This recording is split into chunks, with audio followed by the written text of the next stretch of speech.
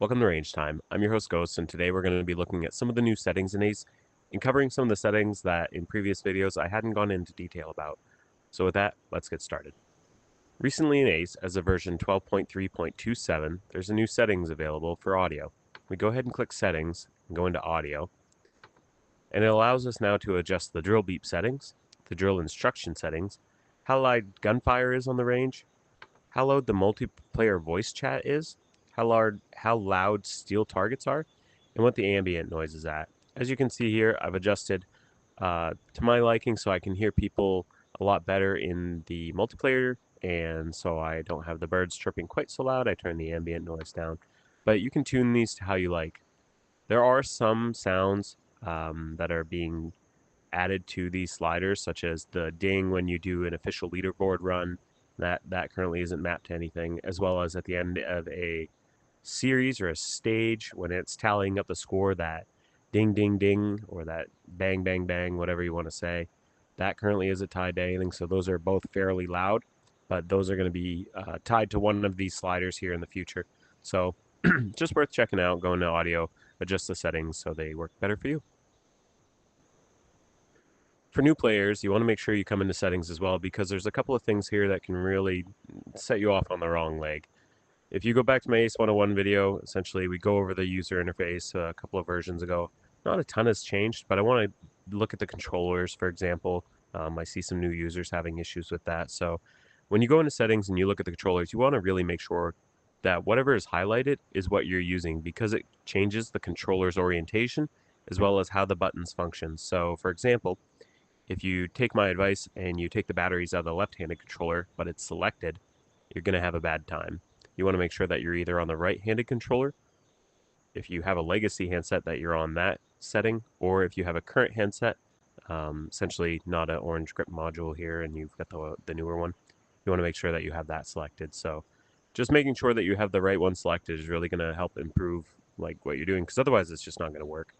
The other thing too is you can switch these around like when you're traveling and things like that. So let's say I don't want to take the handset with me, but I still want to bring the MetaQuest with me and get some range time in. I can do that with just the controllers. I just need to make sure that I change it back to right-handed. And sometimes, as you can see here with my firearm controller thing, like when you orient it in different fashions, like in real life right now, the controller is pointed at the screen as it would have to be if I had right-handed selected. So we'll go ahead and select that, and it'll ask me to confirm changes. You'll see I have to actually turn it in the space to get it to point correctly, and then pull the trigger on confirm. If I can't, it'll just automatically revert, and it goes back to my normal controller orientation. So something that when you're new to the game or you're changing things around, you want to make sure you double check those settings. Additionally, one thing that I still see people having an issue with, and it's in the tutorials, I highly recommend watching those over here.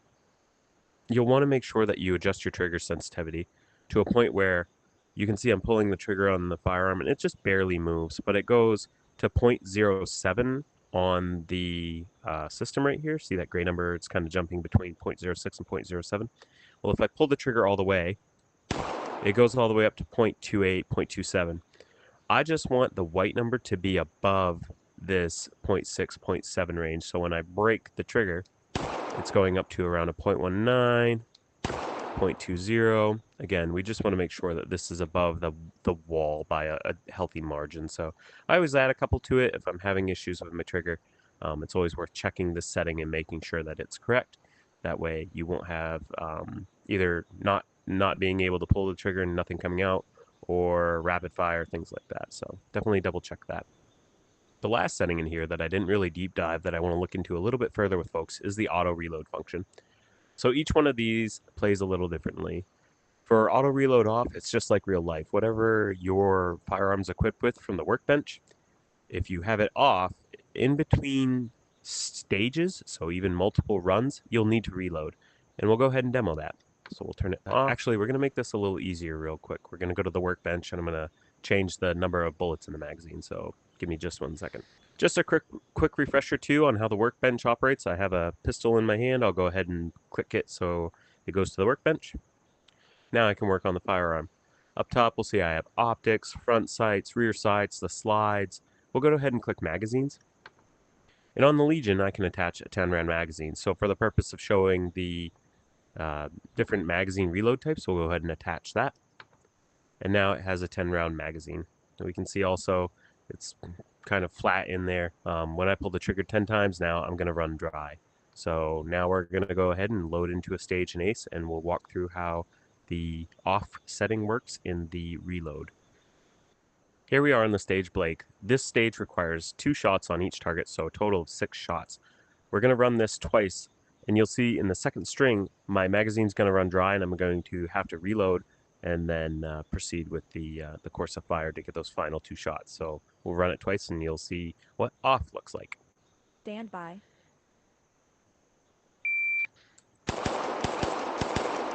Okay, that's one run. We'll go ahead and end our run by pressing the A button. Okay, we'll go ahead and do it again without reloading. So now we should have 4 bullets left in the magazine. So we'll run it again. Stand by.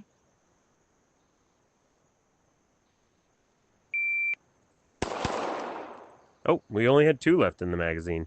Apparently I can't count. That's okay. So the slide lock back. We'll go ahead and drop the magazine, slap the bottom of the firearm, and we'll go ahead and pull the trigger again. There we go.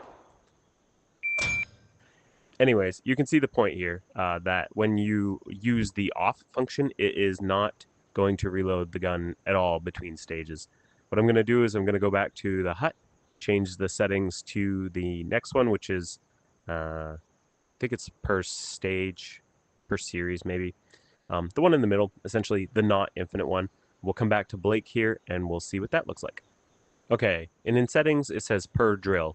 So now what's going to happen is the firearm's going to get reloaded once per drill. So in this case, I'm going to fire 6 shots, do the drill again. I shouldn't have to reload for that second drill, so we'll go ahead and give that a shot. Stand by. Okay, that's one. We'll go ahead and do it again. And in this situation, unlike last time, I don't have to reload between iterations of the drill, so we'll go ahead and do it again. Stand by. As you can see there, no problem.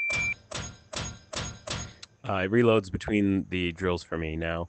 We'll go ahead and try it this time, but what we're going to do is we're going to fire 10 shots. It's going to give me some penalties and stuff. Let's not worry about that. The point is to show that you're still going to run dry, but it will reload you between sets or between drill iterations. So we'll go ahead and do it this time and demonstrate 10 bullets in the magazine. Stand by.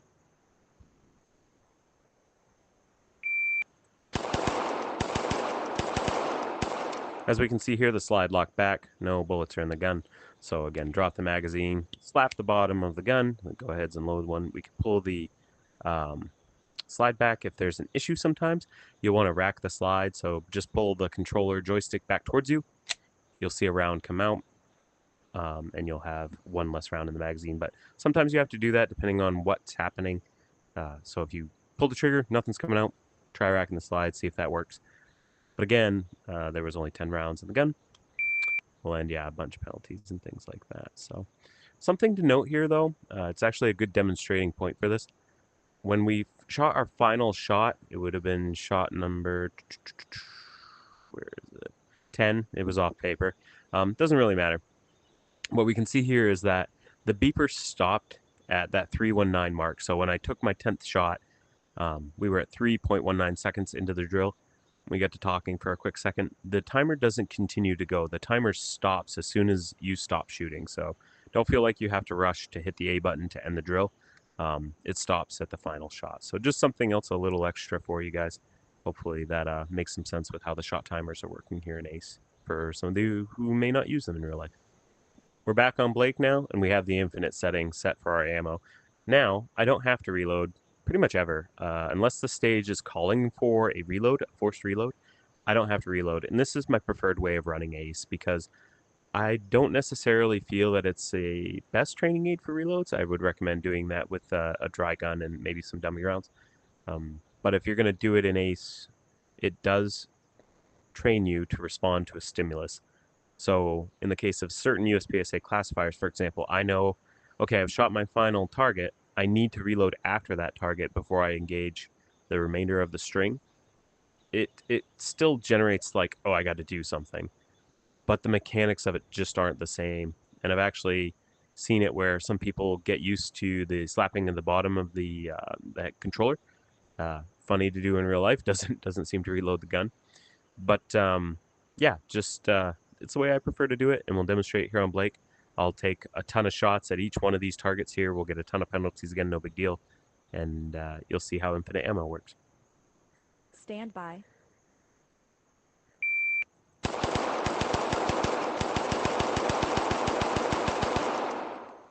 So that was more than 10 rounds. We'll go ahead and end the stage.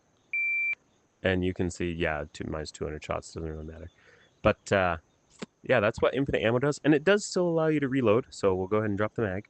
Still comes out. Flap to reload. And if I have to, I can still rack the slide. Not really anything detrimental about it, I don't think, in my mind.